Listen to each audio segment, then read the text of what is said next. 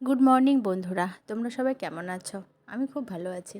দেখো, আজ সকাল সকাল রান্নাঘরে চলে এলাম। আজ আমি তোমাদের কি করে দেখাবো, আজ দেখাবো তোমাদের ডুমুরের ভাজা। ডুমুরটাকে প্রথমে আমি সেদ্ধ করে নেব, কেটে পরিষ্কার করে সেদ্ধ করে নেব। সেদ্ধ ডুমুরটাকে আবার পরে কুচো কুচো করে কাটবো।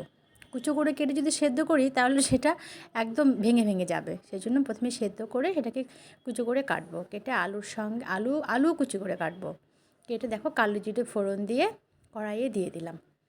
দিয়ে একটুখানি নাড়াচাড়া করে তারপর সেটাকে ঢাকা দিয়ে রাখবো এই 3-4 মিনিটের মতো। দেখো আমি এখানে হলুদ লবণ দিলাম, লবণটা আমার একটু পড়ে গেল।